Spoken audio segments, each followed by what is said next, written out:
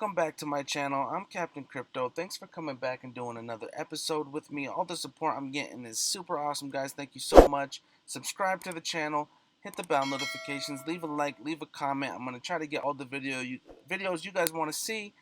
Today's episode is going to be on a coin called Aragon. Super cool coin. I've been super bullish this last month. Here's a little video that they put out describing what they're trying to accomplish and what they're trying to do with their coin. Check it out. So you asked me if there's going to be a revolution. I think there's already a revolution happening. We're seeing it everywhere.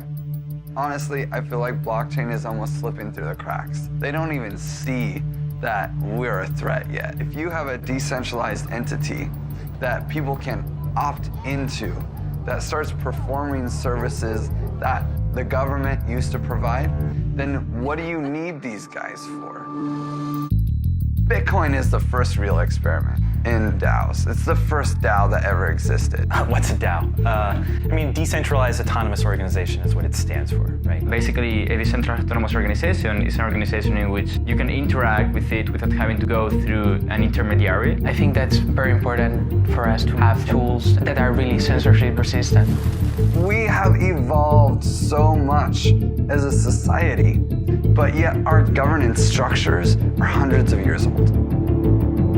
We had a long period of monarchies, right? And that was a very centralized form of governance. And we had a great evolution with democracies, right? Spreading that power a bit more. Now, I would argue that corporations are superseding nation states in terms of their power. You're a digital serf right now, living on Facebook. You work the land, you work the feed, and they take all the benefit. They take all of the value, right? It's a free service where you are the product.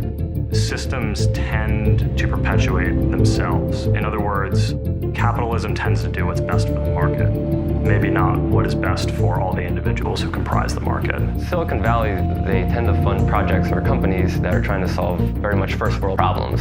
How do you get your food 5 minutes quicker? How do you get your Uber 2 minutes faster? Whereas with blockchain technology, we have the ability to fund initiatives that will produce true social good and provide value to the most undervalued parts of humanity. This is the most egalitarian way to construct systems. The culture is moving faster than the nation state can handle, right? We can have that same personal feeling that I have with my neighbor with the people in a chat room. Traditional government institutions take a tremendously long time to fail, and when they do fail, there's usually violence, so we try not to let them fail. But today, we are in the first time in history that we can actually try out new governance models without the need of people getting killed, because we can try those governance models from the comfort of our sofa.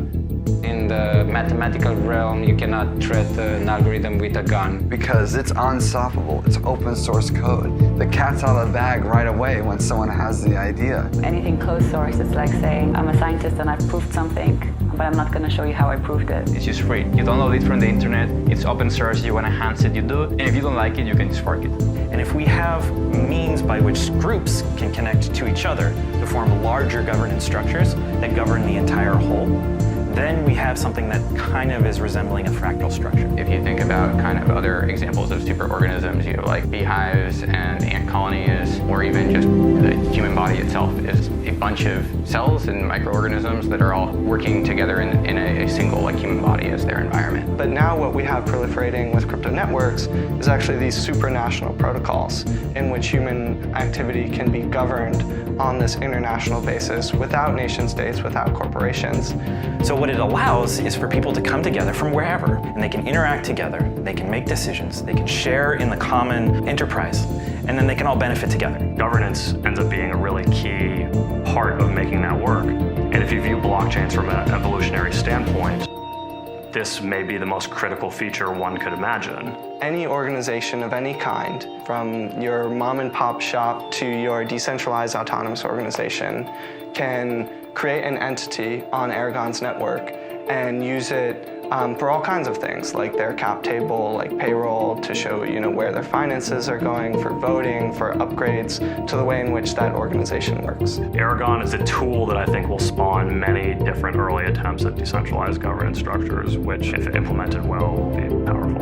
It's actually two components. So the first one is the Aragon platform to build and govern organizations, societies, and protocols. And the other part is the first digital jurisdiction that has ever existed, the Aragon network.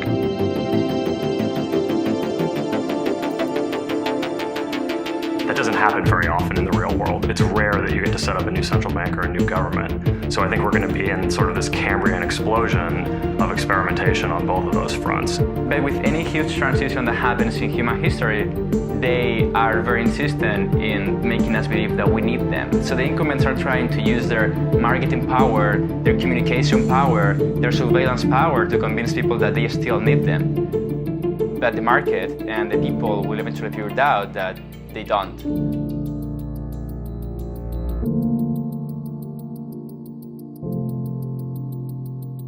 And that will be the end of the establishment.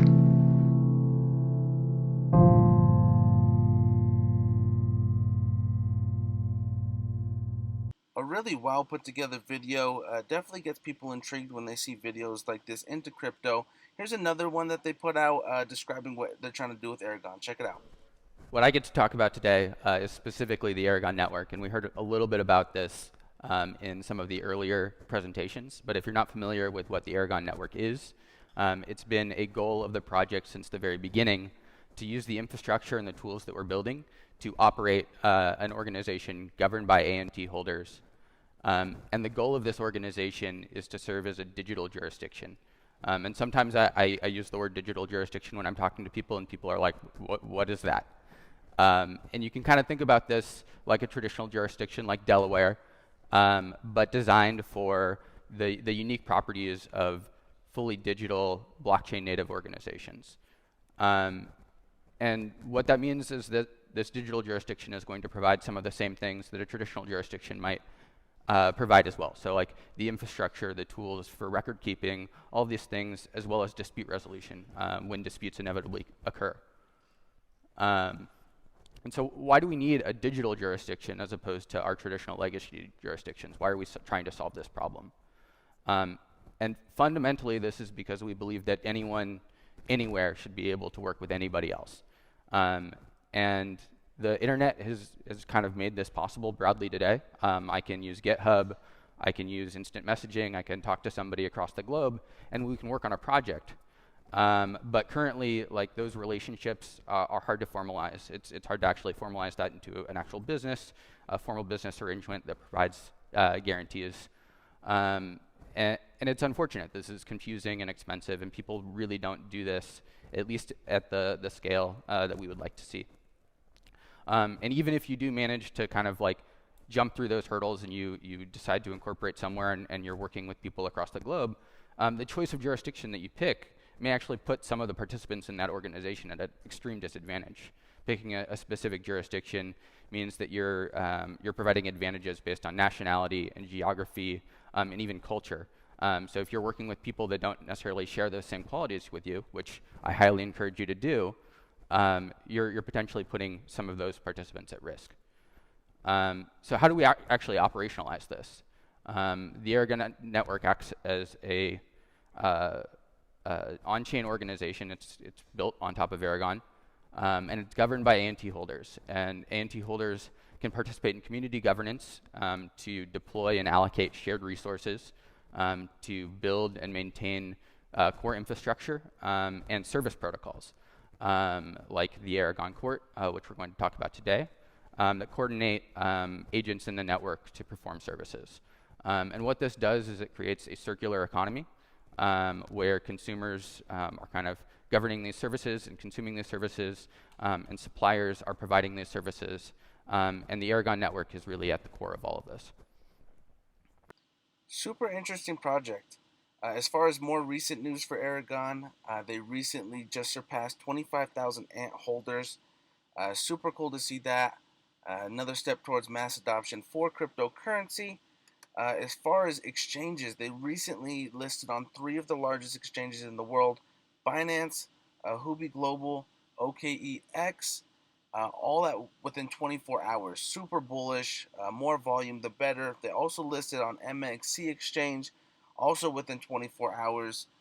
Super cool to see that. More volume, the more opportunities for people to buy it. Super cool. Let me know what you guys thought of this coin. Are you bullish on it? Are you already in this coin? Let me know if I missed anything about it. Leave a comment down below and let me know for sure. If you're not bullish on this coin, let me know which coin you want to see next. I try to read all the comments down below. Let me know what gem that you want me to peek at, and I'll definitely try to get it on the channel.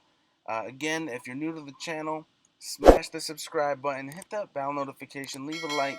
I'm going to try to get to the video that you want to see. Just leave a comment down below. Again, this isn't financial advice. This is my own personal opinion. Do your own research, do your own due diligence, and thanks for tuning in.